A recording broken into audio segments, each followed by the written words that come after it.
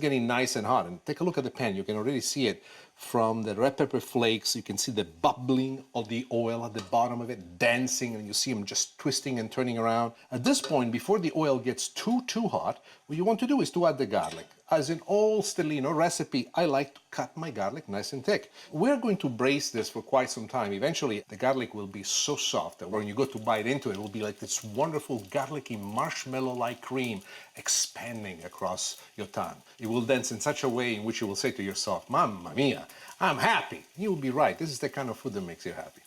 Now, as the garlic enters the pan and it starts to cook like this, I like to lower it from high heat to medium. It gives me more control in making sure that the garlic does not burn. We want it to brown, but not to burn. The next thing that I like to add is onion. You can use any kind of onions you want. Me, I use red because they're my favorite.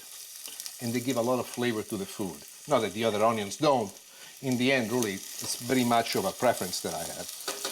While this is taking place, I like to put fresh herbs in there. In this case, I have a mixture of both basil and parsley. If you really want to get adventurous, you could also use mint, but be very careful. If you use mint, make sure it's not more than a teaspoon for this whole thing because the mint could completely take over.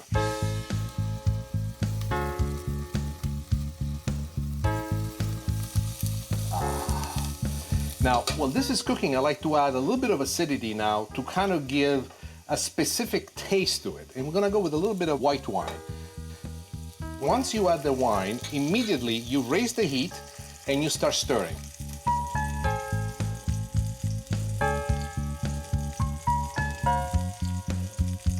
Why? Look, for me it's not a problem. I have a non-stick pan and nothing is sticking to the bottom of the pan. But when you do this at home, if you're working with a stainless steel pan and you cook for quite a long time, you'll find that there are some little brown bits at the bottom. Sometimes people believe that the brown bits is burnt. Most of the time, really, it's highly reduced juices that you dislodge now, you bring back into the sauce. You can see here the color slightly changing. These are many of the juices that came out of the onion as they were cooking, came out of the garlic, and they stuck to the bottom of the pan, and we have brought it back in. This aroma already is splendid. I want to cook this until the wine reduces by half. The wine has reduced to the perfect consistency. Now I'm going to lower the heat. I'm going to bring it back down to medium. And this is the additions that we're going to do. The first thing is going to be tomato sauce. And the other thing that we're going to add is chicken stock. If you don't have chicken stock, fish stock would be even better. Do not use beef stock. Why? Beef stock and fish is not a mixture that I can really get behind. The next thing that we're going to add is going to be peas. Now, these are frozen peas, and they're ideal for this because we're going to add it as the sauce starts to boil. Once the sauce reaches a boiling point, you're going to reduce this to a simmer, and we're going to let it simmer for about 15 to 20 minutes. So, while the sauce is simmering to perfection, let me move it to the back of the stove into another burner, and I will show you how to make the swordfish.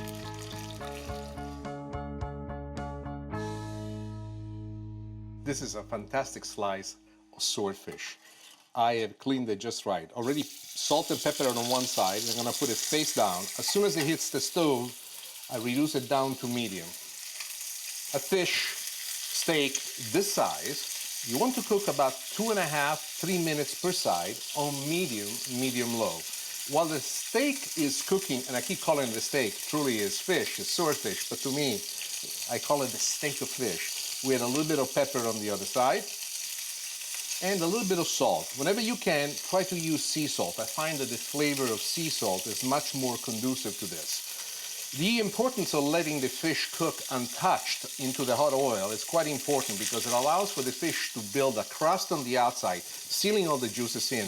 If you overcook it over the high heat, there will be brown on the outside and completely dry on the inside. 2.5 minutes per side is a good start. And also one thing that I want you to see, look at this round right over here. This is usually where the skin comes out. When you buy the swordfish steak at the store, they give it to you with the skin. Nothing wrong with it. That's the way it's supposed to be. This, my father would call il taglio del conte, the count's cut.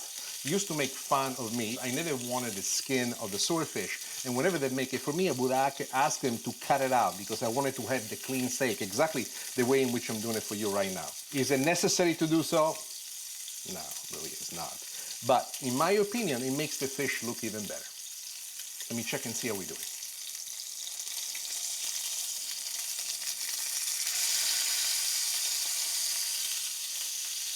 All right, the fish is cooking perfectly well. Let's now turn it and let it cook on the other side. Now watch the technique that I do.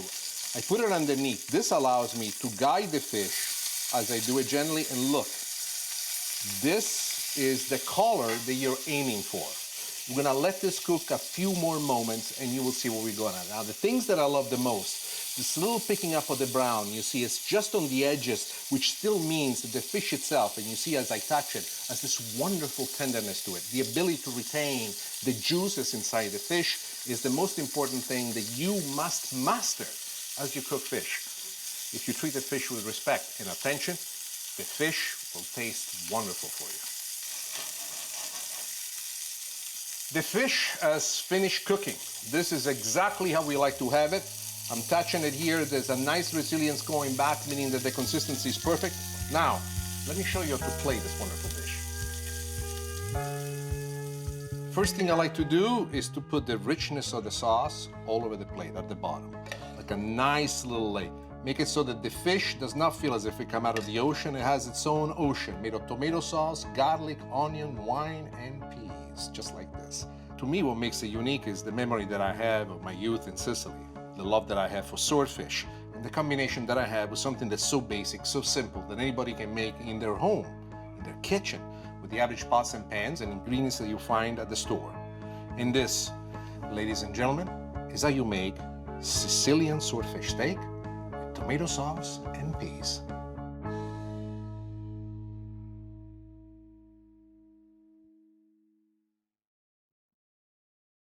My father had never worked in a kitchen before. He always had these ambitions of being a chef. So at the moment I kept the document in my hand that I looked at it, and I realized that he gotten his work permit to come to the United States just a few months before I was born. Both him and my mom made a choice, and the choice was to give me a life in Sicily, protected, surrounded by my family. Gelo di melone, watermelon pudding. This is a Sicilian specialty. Actually, it's a specialty from the town of Palermo, where I come from. Let me show you how to make it. It's wonderful. We have processed the watermelon to the perfect consistency. Now what I want to do is to strain it. To make my life easier, I moved everything into this container right here that allows me to control the pour. Is this a big deal? Does it make taste better? No. But you make sure that your kitchen is not messy while you do it. Once it's in there, the next thing that we want to do is using the back of a spoon or an instrument like the one that I have, you want to push all of the liquid right through. Now the big pieces, with the pieces of seeds, are gonna be held back. And this is great because this is going to give you the opportunity to have a wonderful, smooth texture. But also what it's doing for us is giving us the opportunity to make this even smoother for its final product. Whatever is left behind that doesn't go through, don't worry about it. It's not meant to go through. You just want to have the smoothest and the finest of textures. And this process is what ensures that for you.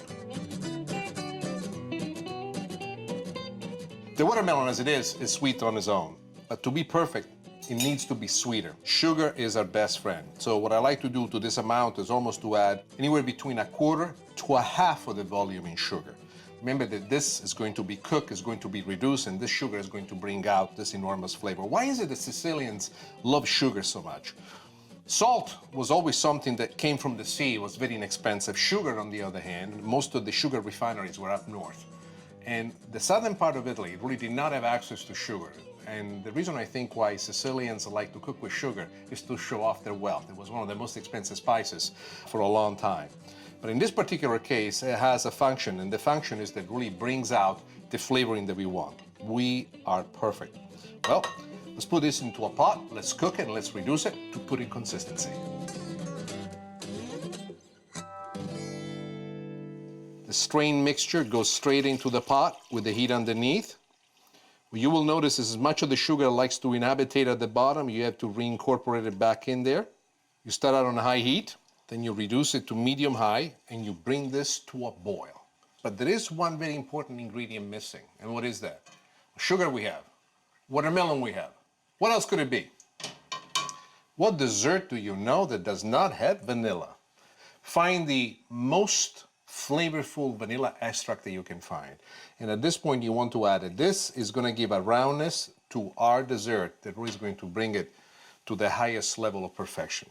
And then keep stirring. We want for the sugar to incorporate with the juice. We want for the juice to get to a boil, because once the juice gets to a boil, we can make the other addition, which is going to thicken this up into a pudding-like state. The mixture in the pot is super hot, it's rolling, boiling. So what I'm going to do, I'm going to lower it down to medium, and now we're going to make the addition of the slurry. The slurry is nothing more than a mixture of water and cornstarch. And then to control the flow, here's what I like to do. A full spoon, and I bring it in. Another one, and I bring it in. And now you want to make sure that energetically you stir. So what's going to happen is that the cornstarch eventually is going to solidify, bring to a pudding-like state, this mixture that we have. As you can see, and this is the part that I really love, I'm sorry I get like this. It reminds me when I was a little boy. This thing is getting thicker, the color is changing. You remember before when it was in the rolling boil, it looked as if all these entities, the pulp, the water, the sugar, were separating. Now they're coming together. The cornstarch is doing exactly what I was hoping. It's bringing everything in. And it's bringing it not by force, but it's like a dance. It's a joyous emotion where all these ingredients understand that they're working together for the greater good. Is this really happening? In my head, I paint all sorts of pictures. But that's how I make life beautiful. I create the painting of joys inside my head before they come out of my kitchen. At this point, you want to be attentive, because you don't want to go so hot that you could break the molding. The mixture is almost ready. Come, take a look. Look at this. You can see it thicker and thicker. And now it's time for us to strain it a second time. Let's do it. Nectar from the gods. One of the things that I love at this point is to see it just pouring through. It's already thick, but it'll get even thicker as it gets cooler.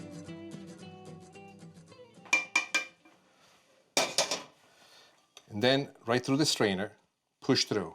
I guarantee you, unless this time is the one time that I've done it perfect, there are some pieces of the cornstarch that have solidified, tiny little balls. We want to hold these behind. We want to make sure that everything is perfect, smooth, almost make it ice cream-like consistency. Oh, wonderful, wonderful. Look at this, fantastic. Now we strain this to perfection. All that we need to do is plate it. I got a couple of little additions that you're going to find very, very unique. I put it away to cool off a little bit. It's starting to set, and this at this point is when we place it into the vessel of our choice. As you know, I'm a fan of martini glasses. First, I love martini. Second, I think it makes a wonderful presentation. Then we have one last addition, the pistachio nuts that I like to sprinkle right on top of it. They add a wonderful flavor, because with every bite that you'll take, there's going to be a tiny bit of a pistachio nut that will follow with it. And just a tiny bit, not too much, don't exaggerate it, but a tiny bit of chocolate, because chocolate is the other addition that personifies the rendition of this wonderful gelo di melone. And this is how you make the perfect watermelon pudding, Palermo style. Little did my father know that the dream that was his, one day, became mine. So to honor him, every once in a while, I make these wonderful dishes, and I call him Vinny. Vinny is what my brother and I used to call my dad, little Vincenzo. So, Vinny, I love you. And thank you for Mariuccia. It's a story I'll never forget.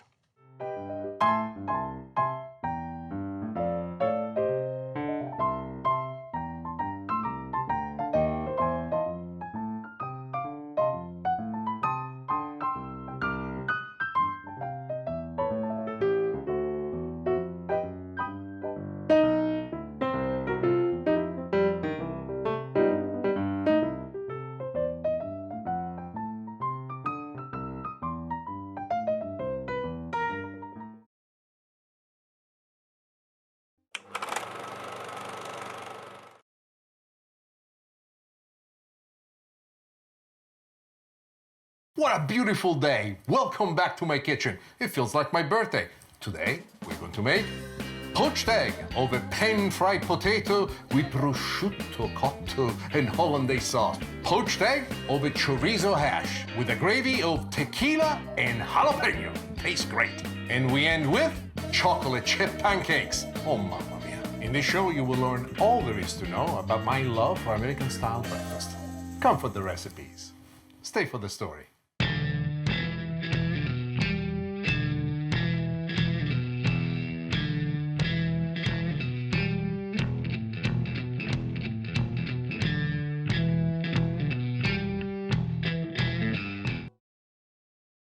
I just arrived to America. The next day, my friends took me out for breakfast. My English wasn't all that good, and when I saw the menu, I realized that I didn't know the name of any of the stuff that was on the menu. I didn't even know what it was. You know, in Sicily, for breakfast, you get up, you toast some bread, you put some fresh butter on it, some jam that grandma made, and it tastes fantastic with a little bit of a cup of caffè latte to go along with it. But it was not an American breakfast I witnessed. And the waitresses came with the breakfast, just my portion. I'm sure they wanted to impress me, my own. It was a cornucopia of food. And there were eggs in all different ways, poach, fry, scramble. There were omelets, there were pancakes, there was French toast, and gravies everywhere. I've never seen so many sausages for breakfast. And then there were sauces, hot sauces on the side. Mamma mia, I ate. It's a good thing I didn't kill anybody with one of the buttons popping out of my pants. I was so full I could hardly walk. When it comes to my favorite dish for breakfast, Eggs Benedict is it. So I decided, why don't we make it Stellino style? But not only had to learn how to actually make it, but also had to invent a new different way on how to make hollandaise sauce. Let me show you how to make it. Poaching eggs is an art form. What we want to do is to keep the temperature in the water between 195 and 200. Now, we're changing a couple of things here. What I've done in this particular situation, I placed no salt, no pepper into the water. As well, I did not place any vinegar. Vinegar is an expedient facilitator to make sure that the white of the eggs, the albumin, goes around the yellow in a much more compound way. However, I found that it also makes the eggs taste like vinegar. So in this case, I don't like to do that. But what I'm doing, as you can see here, is a new trick that was taught to me by some of my friends. They have big restaurants, and I was asking them, when you guys make the breakfast in the morning, you crack the eggs one at a time. And they show me that when the temperature is right, the perfect simmering temperature, you can add the eggs in a large number, and then you just have to let them be. For 4 minutes, you want to leave them alone. At first, you will be tempted to be overtaken by panic, because what you will notice is the egg whites are floating all over the water, almost as if it were a ghost. But at the end of the 4 minutes, you will notice that all of the egg whites for each one of the individual eggs will have covered the yellow of the eggs, the yolk of the egg, giving you the solid form. They're not completely cooked at 4 minutes, but they are strong enough for us to take them out with a slaughter spoon, because it's a much softer edge and allows us to take up the eggs without breaking them. I'm gonna take them out one at a time, and as you can see, I'm placing them in this other bowl that also has some warm water. Why? What basically this is that gives us the ability to park the eggs. The eggs will not continue to cook, so they will not overcook. You're safe that way. This is one of the greatest tricks I've ever learned. The next thing I want to show you is how to make my very own version of ham steaks, which I glaze with butter and brown sugar.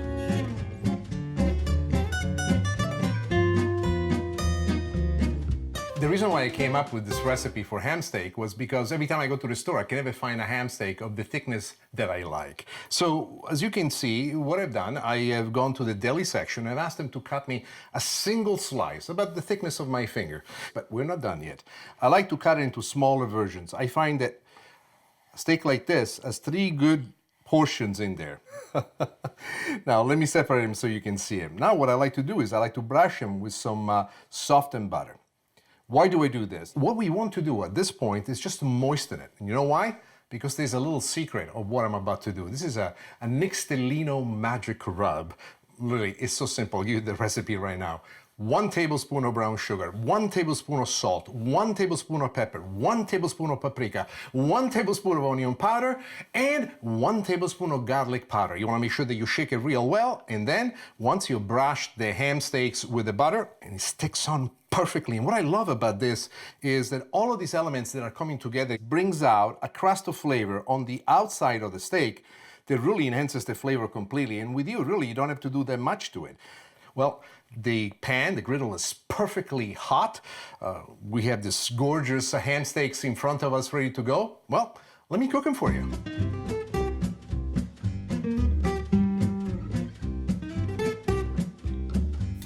Place it right here. The temperature that you're gonna have on the grill right about this time is between 450 and 500 degrees. What you wanna do is at this point, just let them sit in there for about 1.5 minutes, 2 per side. And we don't want to cook the ham all the way through. The ham is already being cooked. All that you want to do is to put some nice grill marks. The steaks have the most beautiful marks. Sugar that's caramelized on top, bringing out all these fantastic flavors. These ham steaks are fantastic. Well, we're done with those. Now, let me show you how to make ham fried potatoes.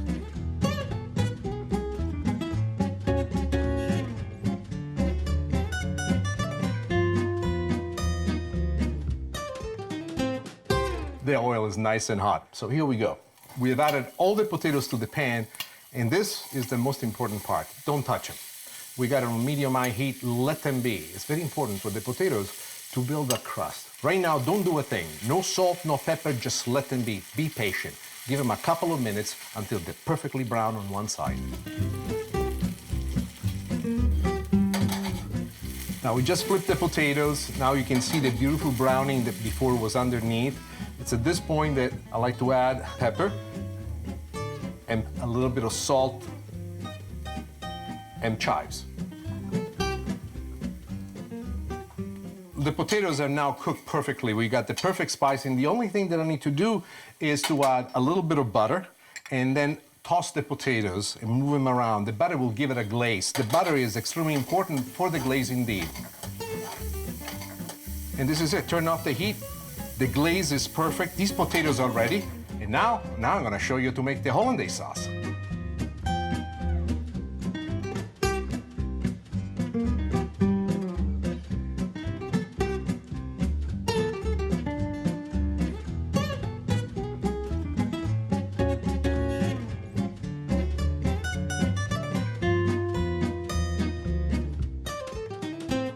Now we add the butter. But you want to make sure that as we add the butter to the pan, you keep it on medium-low. Why? Hold on just a moment. Let me add some chives. It's going to open up the flavor for the sauce. The reason why we do this is because I want to open up the butter with an extension to its own flavor. And I find that the chives is a wonderful way to put a little bit of the taste that I like that has that onion essence to it. Then there is the part that I love the most, my secret. This, as you know, has all the ingredients that I love. The brown sugar, the paprika, salt, pepper. Oh, mamma mia. You want to whisk and make sure that all the ingredients are together. At this very moment, the most important part that's taking place is that all of the ingredients in the pan are opening up, they're blooming. You've heard this expression many times, especially with cooking Asian food. The blooming effect that this does is going to reverberate within the context of the hollandaise itself. And as I show you in just a moment how to actually handle the eggs, you will become masters in your own home. Last thing, a little bit of the lemon juice to the butter, and we're now ready to add the eggs. One thing we want to do first and foremost is to move the pan away from the heat, but still keep the heat on low. And now, on the heat that's still retained by all the ingredients to this, we add the eggs in a solid stream and then whisk consistently. In spite of the fact that there is no heat underneath, you have to realize that if you stand still, you might actually turn these eggs into scrambled eggs. And then moving forward and backward between the heat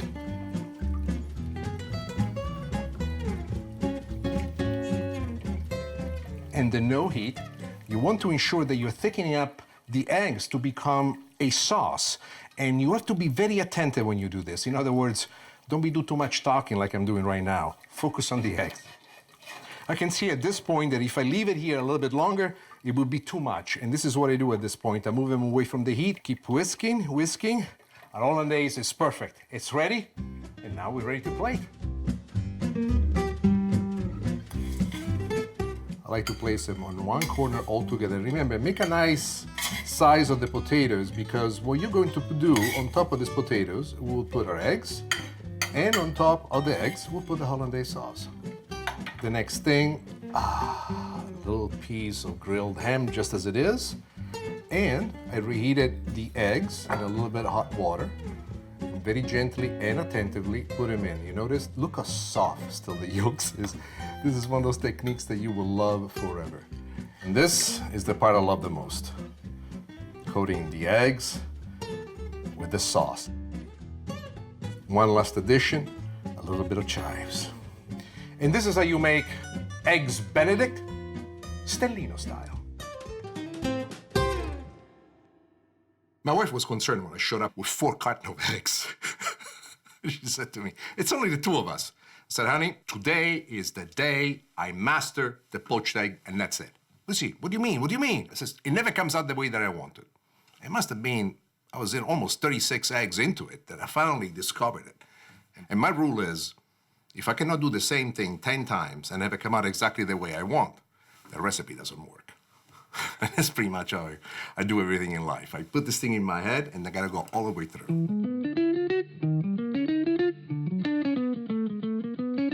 Discovering chorizo was for me a very big deal. I only knew about Italian sausage. The fact that I wanted to incorporate chorizo into a potato hash was to extend this flavor that I just discovered. But I also am in love with sauces, and this tequila jalapeno sauce is unique. This will give a completely different feel to the breakfast that you will have every morning from here on. Come on, let me show you how to make it. The oil is nice and hot in the pan, and so the first ingredient I'm going to add is the mirepoix, and we're going to stir this. The mirepoix is a combination of celery, onion, and carrots. Italian, we call it soffritto. It's at the base of every soup and every sauce. And then we're going to go with the bacon. What I like about the bacon is that in this fashion, it gives an enormous amount of flavor, and it creates a base that's extremely important for us in the sauce. The bacon is in here. You notice that instead of flashing this on very high heat, I'm going very softly on medium heat, and that's exactly what you want to do. This is a long play. While this is cooking, I want to add a couple of interesting additions. Here we go with tomato paste. Why? I used to make demi-glace at home. Demi-glace is a byproduct of veal stock that is used in classical French and Italian cuisine. And one of the things that I've learned is that when you use a tomato paste and you add the tomato paste to the roasting bones of the veal that you use to make the stock, ultimately that you turn into a veal demi-glace, it gives it even more flavor. In a certain way, we're trying to do the same thing here, making sure that the tomato paste attaches itself, glazes itself to the soffritto and the bacon. And now here we are ready with the magic ingredient, some brown sugar. Why the brown sugar? The brown sugar is a little bit of the yin and yang. There's an enormous amount of saltiness that we have already present within the bacon and the tomato paste. As the molasses melts and the sugar goes into it, there is a deepening of flavor of the sauce. And now we're going to be adding a roughly chopped jalapeno. You know how precise I am. I like to have everything perfectly cut. But in this particular case, at the end of the sauce, we'll be straining the sauce. So it truly doesn't matter how we cut it. But what we want to make sure is that you take out the seeds. As this is cooking, it's time now for us to add a little bit of regular pepper with it, a little bit of regular salt, and just a little bit, enough to kind of get it going on. And now here comes the most important addition, tequila. Why tequila? This being a Latino-inspired, actually a Mexican-inspired sauce, I thought that the tequila was the proper match. What you want to do is to cook it until it reduces by half. The next thing we're going to do, we're going to add beef stock. To also give heft to the sauce, we add a little bit of tomato sauce. Now, increase the heat a little bit just for a moment because you want to bring this to a boil and you want to completely stir to make sure that nothing sticks to the bottom of the pan while you get the boiling temperature.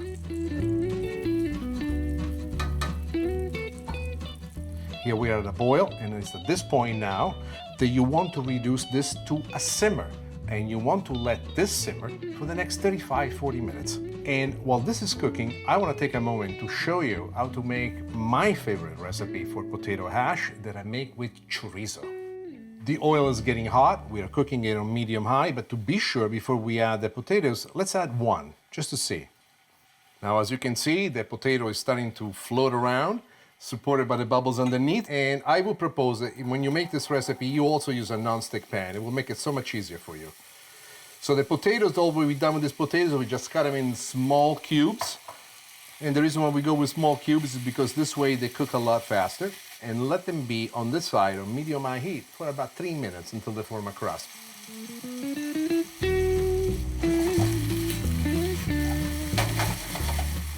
As the potatoes are cooking, I want to start piling up the flavor. So here we go, first and foremost, with our thyme. Fresh thyme is fantastic. I like to sprinkle it on top of it. It brings out an enormous amount of flavors. And we have some red peppers that we dice very, very fine. 1/4-inch dice, the perfect. And some green peppers. Why? Red, green, if there was white peppers, it would be the perfect Italian flag. It is at this point that what I want to do is start to mix things up.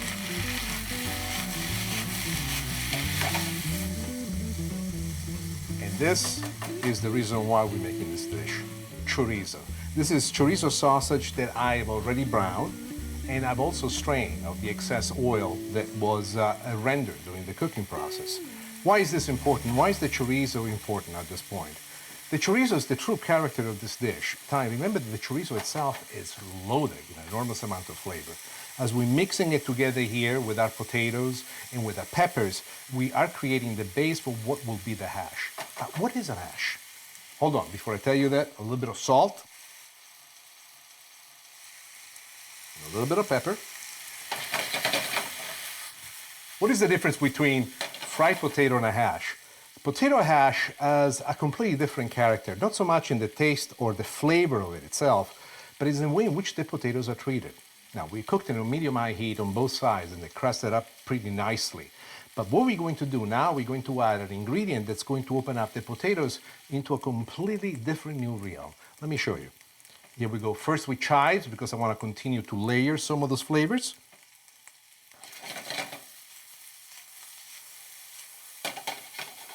The secret ingredient, broth, beef broth in this particular case, because we're cooking with chorizo sausage.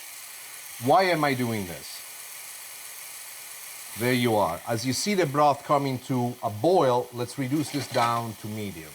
These particular potatoes go with everything. They are ideal, but the texture that is brought as they are starting now to almost, how could you say, braise into the stock, as all the other ingredients are starting to exchange the flavors, this is the magic that brings out this unique flavoring of this potato hash. And we will continue cooking the potatoes until they're cooked all the way through and they're a little bit darker.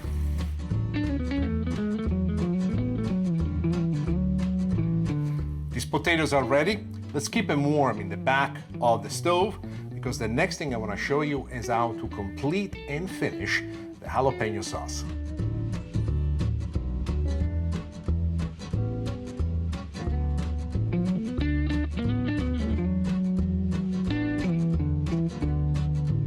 Sauce, she's absolutely beautiful. Now, we have strained the sauce, we have degreased the sauce, and all we're doing right now is reduce it a little bit more to a thicker sauce consistency, and we're just about there. As a matter of fact, the last thing that I need to do is add a little bit of chives, just for color at this point. We got plenty of flavor in there.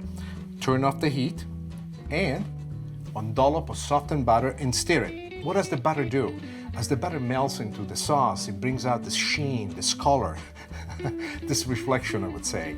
Butter also thickens up the sauce. Well, the sauce is ready, potatoes are ready. Well, let me show you how to plate this. We first start with the potatoes. What I like to do is to make a nice bed of them right here in the middle of the plate. Lots of flavors in there. I have my poached eggs, which I've reheated in some warm water. And then the best part of it all, tequila and jalapeno. What a combination. Chives that enhance the flavor all the way through. I like to put a little bit right on top of the eggs. And this is how you make poached eggs over hashed potatoes with chorizo, surrounded by a wonderful tequila, and jalapeno sauce. The pancakes. The pancakes were another adventure. Mamma mia. How do you cook a pancake? At first I thought you fried it in olive oil, so I put a lot of olive oil in the pan, then I put the pancake batter in there. Mamma mia, que porqueria. It was horrible. It took me a while, but my pancakes, when I make them, and I make them just right, they're more than pancakes. They're life in a circular form that I ingest with a little bit of syrup on top. For the longest time, I thought the pancakes only came from a box. So it was a big, huge deal for me to make my own recipe for a scratch batter for pancakes. In this particular recipe, you will find two unique things. One, how I use the chocolate chips and I put them right in the middle of the pancake as it's cooking. But also, I will use the egg whites to give the pancakes a lift. Come on, let me show you how to make it.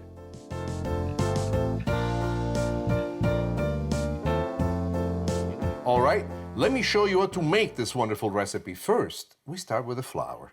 We have sifted the flour already. We're adding it in here. To get it to the flour, we add a little bit of baking soda and baking powder. Together with that, we also add salt. Let's talk about these ingredients, why they're so important. Both the baking soda and the baking powder act as leavening agents. They will give a little bit of a lift to our pancake mixture. The salt we're going to have as a contrast to the brown sugar that I'm going to add. Now, this is something that you want to be attentive. Brown sugar is loaded with molasses, which is one of the extra flavors that I love, especially in the context of this. So what I do before I add the wet ingredients, I like to break down the brown sugar just like this. At this point, the next thing that I do, I put a little dip in the middle. The next thing we're adding is my favorite ingredient, the buttermilk. What I love about buttermilk is the fact that the buttermilk has a very strong presence of its own. It has a creaminess to it, a tartness to it, and a fullness of flavor that combined with all of the other ingredients that we have really elevates the pancake to the next level. Together with the buttermilk, we add the egg yolks. Now, typically you could add 2 whole eggs in here already mixed, but there is something that I like to do for this recipe of mine, so let's incorporate all this. Now the butter is coming together and I'm adding the buttermilk a little bit at a time because I want to control the consistency of it.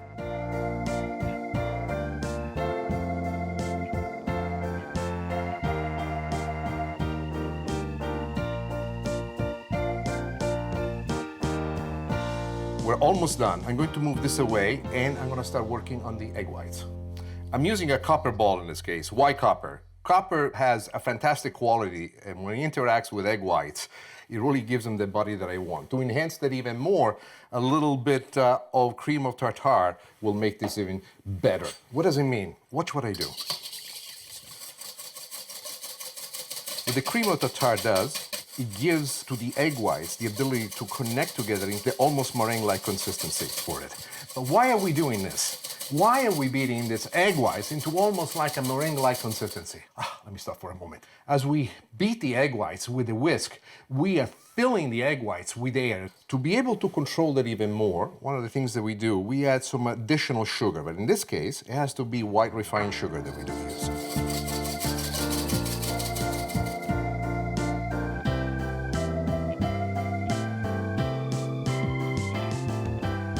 Now we've emulsified the egg whites. As we will fold this into the butter, it will achieve for us 2 very important things.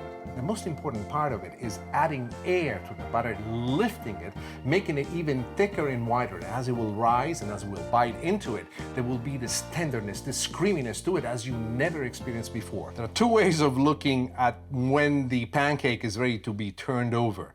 One way is to time it and just give it a minute and a half or so, but that's almost the way that you need not to look at. There is a visual cue instead, which is far more important. Come with me, let me show you. You see these bubbles right on the perimeter of the pancake? That is your signal. And now you're ready to turn them over. That was a perfect turn. Look how beautiful they are. The pancakes are ready. Let me show you how to plate them. There's a little boy growing up in Sicily. All that I knew about America is what I saw in the Hollywood movies. The pancakes were photographed and shared around the table. And I remember asking my mom and dad, what are those things? And my mom would say, frittelle americane, American fritters, she would call them. came to America and I had pancakes for the first time, I met a whole new world that I didn't know existed. Breakfast is not as easy as it seems. I'm of the belief that as I become older, there is no point to do things good enough. There's something beautiful about doing it just right. And the perfect egg, the perfect poached egg, oh, mamma mia, that's something else. If I had a bad day, I eat them for dinner sometime. Hey, dinner for breakfast. Trust me on this one. It's something you should try. It will make you smile. Poached egg over pan-fried potato with prosciutto cotto and hollandaise sauce. Mamma mia, I cannot hold myself. Poached eggs over chorizo hash with jalapeno and tequila gravy. And we end with chocolate chips pancakes. Chocolate chips pancakes. And we end with, yeah, I put S's everywhere.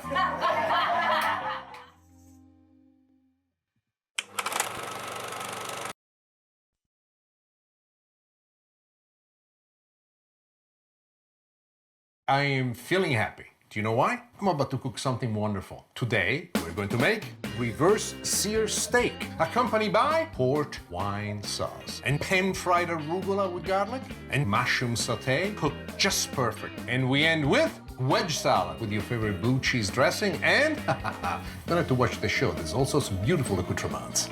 And I'm gonna tell you the story about the first time that I took my parents to the steakhouse here in America. Come for the recipes.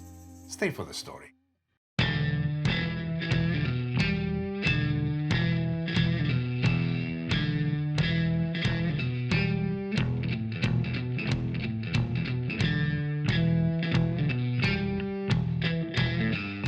The first time I saw an American steak, it was so big they took the whole plate.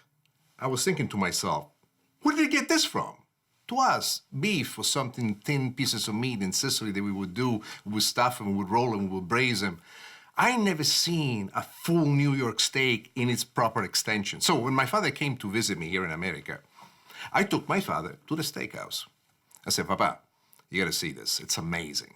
And I wanted to show him the different cuts of steak that they have. And they're beautiful cuts of steaks. I remember my father and I walking by the meat station as they had all these pieces of meat displayed on the window, and I would show to my dad, that is called New York, non fa importanza, non mi importa nulla, which translated in English means it don't matter. And he would make a beeline for the salad bar.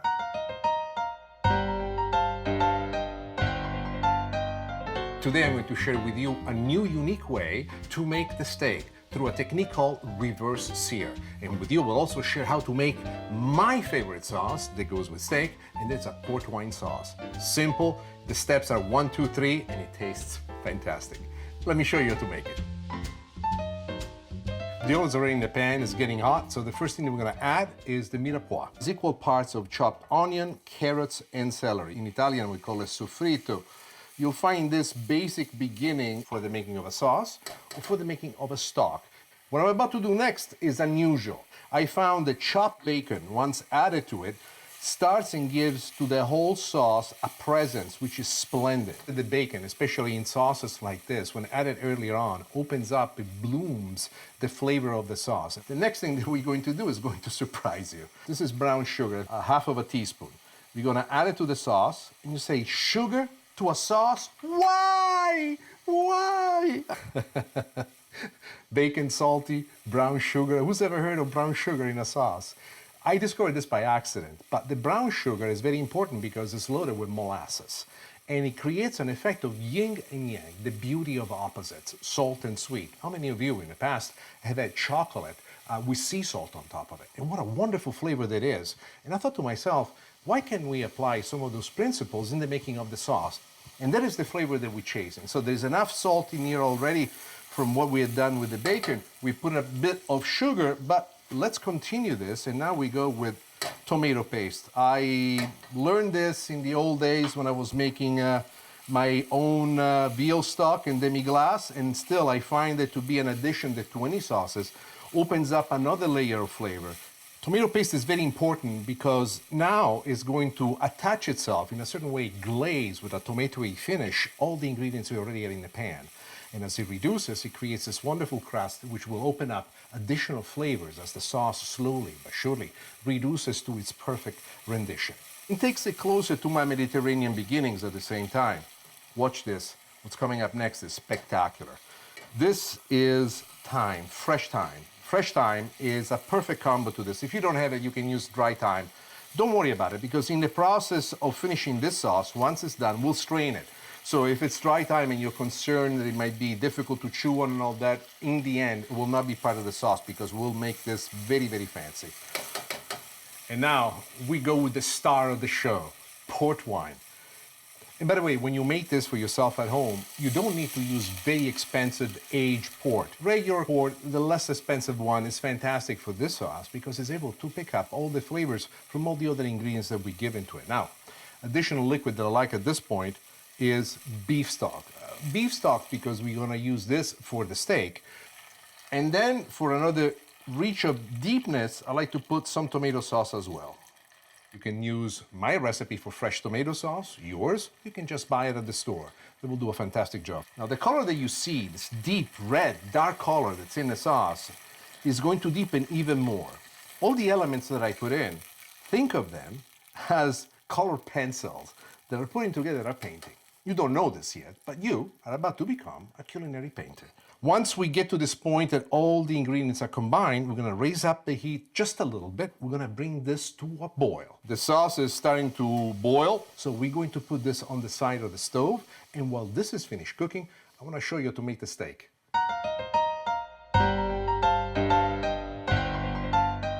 I can't wait to share with you what I've learned in the making of a reverse sear steak. Before we get started, we have the oven already preheated at 195 degrees. The steak first is placed in the oven to cook at a very low heat. During that time, something magical happens. Right here, as you can see, there are enormous amount of striation of the fat. This is a prime cut of steak. This fat will slowly melt, and as it does, it will break down the texture of the steak so that when we sear it, the steak will be ultra tender and ultra juicy. First thing we're going to do, we're going to brush the steak on both sides with a little bit of olive oil, all the way around the front and the back. And here we are with it. And then we're going to flavor it. And this is my secret. I call this Nixtellino Magic Rub. The recipe is very simple. 1 tablespoon of brown sugar, 1 tablespoon of salt, 1 tablespoon of pepper, 1 tablespoon of paprika, 1 tablespoon of onion powder, and 1 tablespoon of garlic powder. Why? I'm Sicilian, I need to have garlic. We're shaking it real well, and now we're gonna cook the steak with it. Now, what I love about this is the presence of the brown sugar. It will crust up the outside of the steak, bringing in these wonderful flavors. On the other side as well, but also is going to help the blooming of the flavors to a whole different level. That's all that you need to do to flavor the steak. Now, let's put the steak into the oven at 195 degrees for 45 minutes.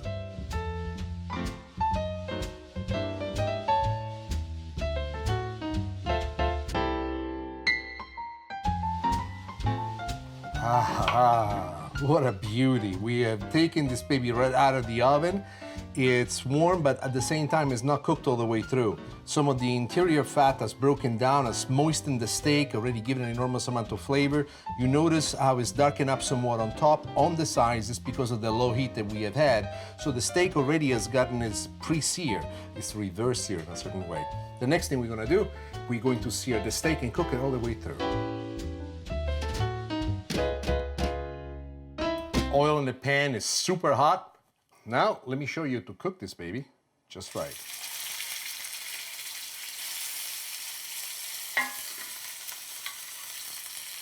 Our goal is to give it a nice crust on all sides. We want to maintain the meat on the inside tender, juicy. Why is the flavor so much better on a reverse sear than it is when you simply cook it or grill it on the barbecue? The beautiful part is the combination of these two different type of heats which affect the texture of the meat in a completely different way. Let's turn, let's see what she looks like. Now, you can see why it is that I love using this.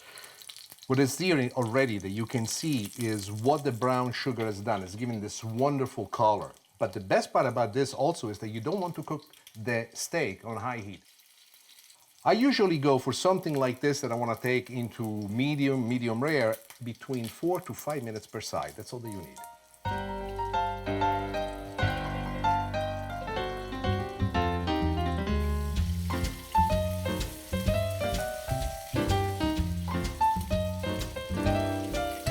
We're almost there with the steak. The last step that I like to do is for a few minutes at the end, I like to arrosé the steak. What is the arrosé? It's the adding of the butter to the steak. The butter, as it cooks into the oil, allows us to bathe the steak with all this beautiful glossiness that the butter brings to this game. It penetrates inside the steak into the texture of the meat, giving the meat this beautiful, beautiful finish.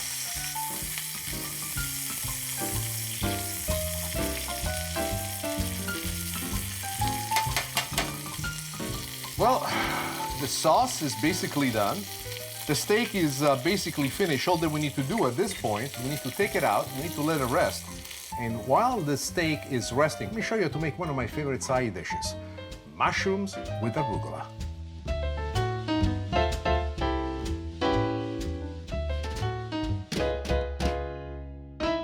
These mushrooms, I recently found them on my supermarket. I actually never seen them before. They're called beech, B-E-E-C-H mushrooms. And they are so cute. Look at them. The oil is super hot. The mushrooms are gonna cook quickly. The juices inside the mushroom is really what we're after. And as the mushrooms are cooking, we wanna give it some very basic flavoring. We go with a little bit of pepper. Always a little bit of salt. Now, you can do this with any kind of mushrooms you like. The technique remains the same.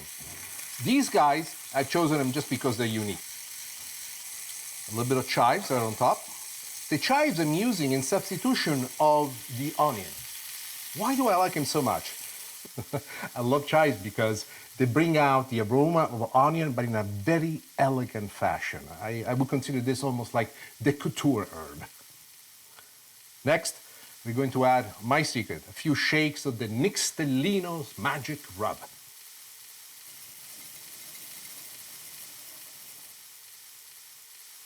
Of course, you know the recipe for this. Brown sugar, salt, pepper, onion powder, garlic powder, paprika. My magic combination.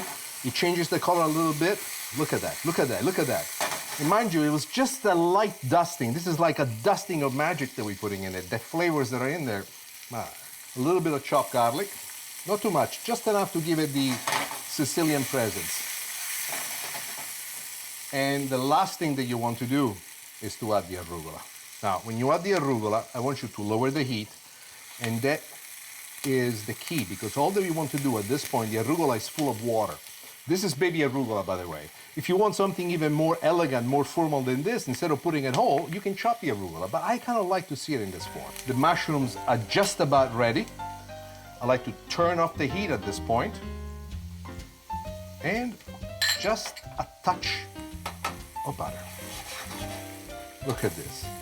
I love looking at the mushroom cooking right before we're ready to pull them out. And the truth is that the reason why I love these mushrooms is because they remind me of the mushrooms that my father and I used to go hunting for in the forest in Palermo in the old days when I was living in Sicily. Now, they were not beech mushrooms, they were larger than these, but it's the shape, the look, and maybe it's the feel as well. Or maybe it's my memory just playing tricks on me. I don't know. Our steak is ready. The sauce, I still need to finish up. Let me put this aside. And let me show you exactly how to finish the sauce and how to plate this astonishing dish. I'm gonna set up a bowl with a strainer because I want to strain the sauce of all the ingredients that it has in there. So here we go. Once the sauce is in the strainer, attentively, gently, make sure that all of it strains through. Now, what I'm going to do, I wanna show you how to degrease the sauce.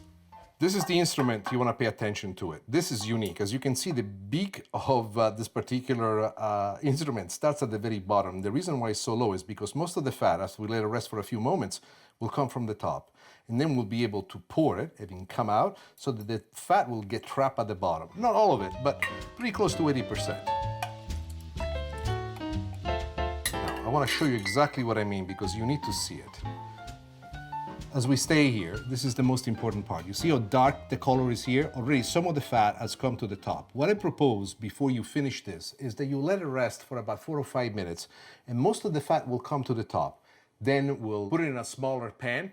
I'm going to put some heat on it, and we're gonna let this reduce by, I would say, another half. At this point, we turn off the heat. This is the part I love the most. You look over the stove and everything is absolutely perfect. The sauce is ready to go. The steak has rested. It's ready to be served. These mushrooms, they look beautiful. All we need to do is plate them. Let me show you how to do it. The mushroom on one side of the plate, and they're so full of flavor, so crispy, and so cute.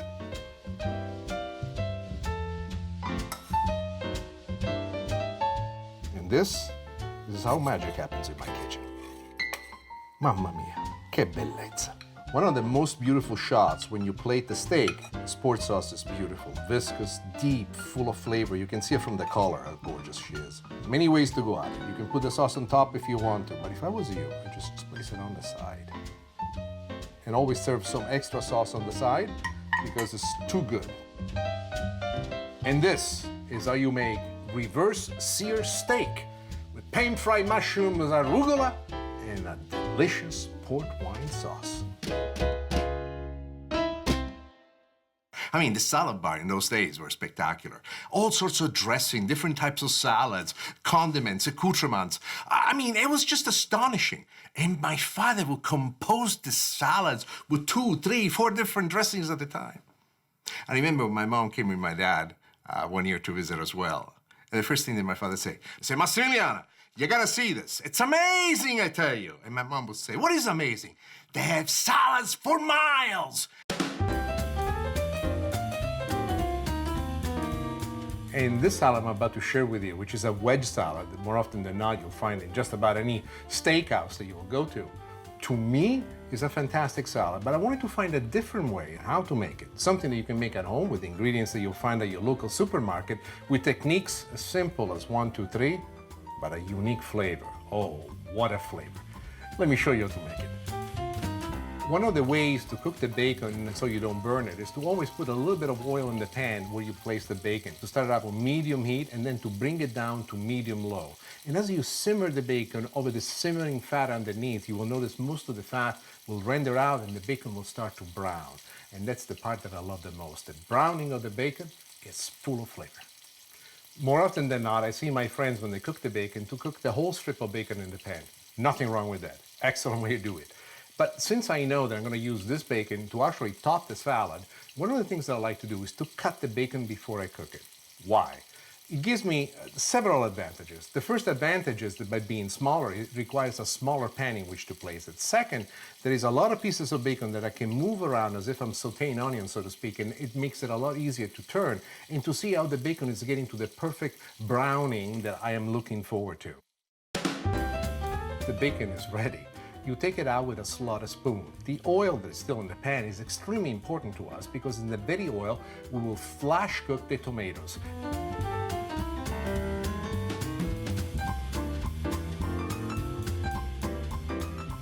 The tomatoes, the way in which I treat them, require an extra step. First, we cut them by half, and this is what most people do. At this point, they just add it to the salad. But I think that the tomatoes, to be unique, need to have a personality of their own. This personality is developed by 2 layers of flavoring. One is by adding fresh thyme, but that's not it. What really makes this interesting is by adding Nick Stellino's Magic Rub, which has plenty of brown sugar, salt, pepper, paprika, onion powder, garlic powder. But the one thing that seals the flavor of these tomatoes in perfectly is this quick flash heat that we do into the bacon fat that's left behind. We do a quick heat flash, meaning we just toss it in no more than a minute. We do not want these tomatoes to collapse. We still want it to maintain the structural integrity of the tomato per se, otherwise you end up with tomato sauce.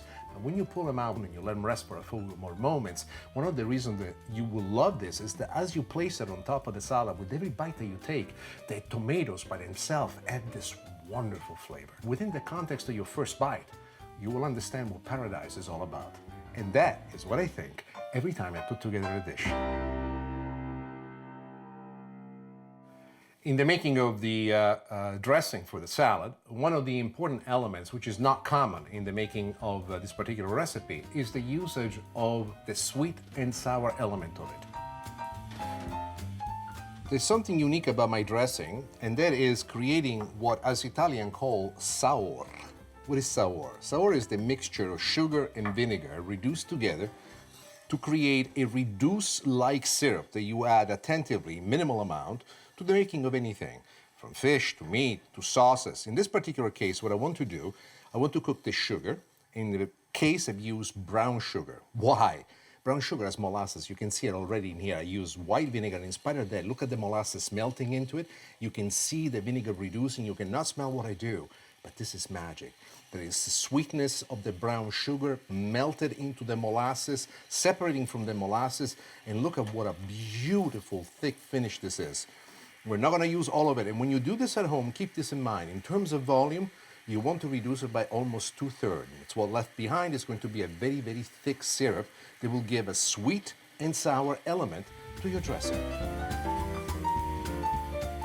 That's it. It has reduced exactly to where we want it to be. We're going to let this be, and let me show you how to make the dressing and how to cut the salad. The sweet and sour syrup is finished. It has cooled off for quite some time. And now we're ready to make the dressing for the salad.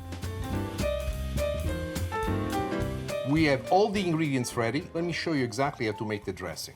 We're gonna get started with a little bit of mayonnaise. It can be your very own homemade mayonnaise or store-bought. To the mayonnaise, we add some sour cream. And to the sour cream, a little bit of buttermilk. Then gently, you mix it all together, just like this. And I prefer the buttermilk because I think that the cream is too thick, and I think that the milk is too light. As a matter of fact, I think the milk is a bit too watery, and it will make this dressing a little bit too runny. While this is mixing, I like to add some other elements. One of the elements that I love is chive. In Italian, the name for chives is erba cipollina. Well, it's a mouthful. What erba cipollina means is little onion herb. I think it's very descriptive because it really captures the flavor that the chive add to this. Without being overwhelming, they bring this infusion of onion-like aroma that is not offensive, it's very elegant, and it fits perfect in this particular dressing.